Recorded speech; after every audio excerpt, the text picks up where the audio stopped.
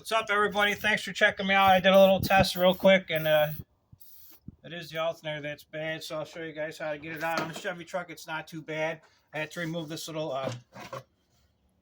air cleaner type of housing, plastic. It's in the way, so that's just two simple straight screwdrivers on it right there. You don't bolt it. I loosen it, I should say, and they come out pretty easy. Also, this is a 15/6 or a 15 or 5/16. That's in the way, 5/16. This is the alternator. This is the serpentine belt. If you guys got hesitation in your car, it's idling a little rough, you might have a dirty throttle injector. They make spray for it to clean it.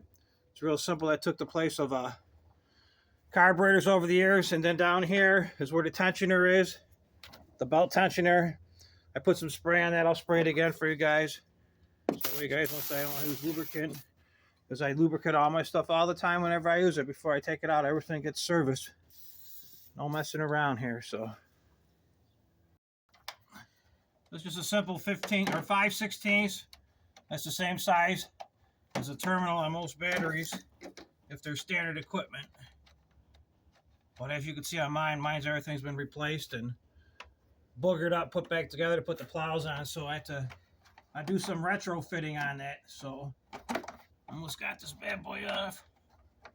There we go. So this is nothing, just makes it look pretty. You say, woo, look how nice that looks. That's all she is to make it look pretty. And so this plug's got to come out. There's a little plug back here I got to take out. I'm going to work on this for right now, getting that to break free. Okay, so this is the hardest little doohickey to get off. There's a little tab on there. You just take your little screwdriver, bend it back up. It takes that plug out. Be good to those wires, because without those wires, you'll be in trouble. If you guys don't have a little handy dandy, I put all my metric sockets on here, and I got one for standard. It makes it a lot easier instead of looking through your toolbox. Just put them all in order.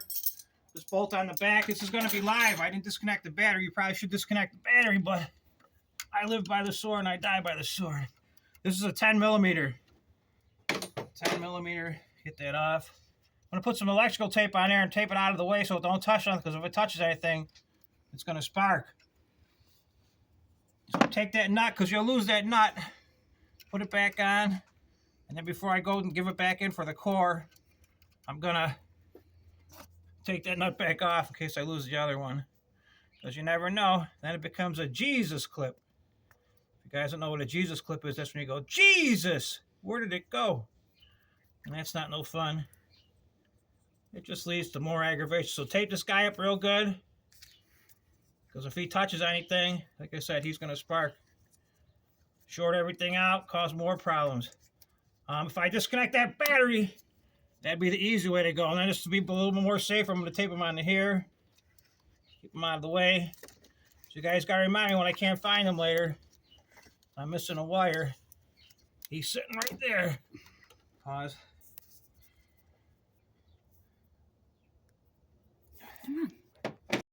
Throw a little more spray on the back of them bolts just to help you out. See what we got going on.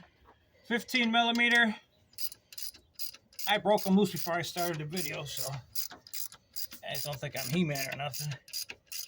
Just trying to save a couple dollars and not drop this on my buddy, because he's behind too, catching up on his shop work. So yeah, everybody's busy around here because of all the snow we got. A lot of stuff been breaking on vehicles. So, but I'm lucky. This is an easy break. Hey everybody, I got the big boy out for this one to break this tensioner loose. Hope I can get it. Wish me luck. I sprayed it with the big shot too, the blaster. Done. One more spray of love. Some love potion. Keep your fingers crossed. Keep your fingers crossed. Once you get this done, we're golden. The good news is I was looking for tools and I found my little Earthquake by Harbor Freight. It's an awesome tool, except for the little handle fell off. But it works good. It has no torque though, but once you break stuff free, it'll spin them out for you. But like I said, no torque. So I have to cheat. I can't find my 1/2 inch. I gotta have it whenever I bring tools out and get a job done. I've gotta put them off to the side and never put them back where they're supposed to go. So And I don't want to make this job any more complicated by bringing out taking this fan shroud off and take the fan off. I think I got a broken ratchet actually. Yep. So that ratchet's junk. It's a Husky too. I don't want to break my good ratchet, so I'm just going to keep looking for old crappy wrenches that might break. And if they break, I don't care. If I can get this to go on, that'll be the next. This is supposed to be a real old one that don't want to go on. And I think this one's junk too. Feels like it. Got them out the pile of the junk box. Pause it. Okay, so I'm cheating. I couldn't get the tensioner to break free. I don't want to break it right now. So I got this crowbar. See when I'm stuck on here. Gotta get onto this side and smack her down a little. Maybe I'll get lucky. Yep. So I'm just gonna buy a new tensioner too while I'm there. Didn't have no time to get the torches because the torches are on the other side of the garage.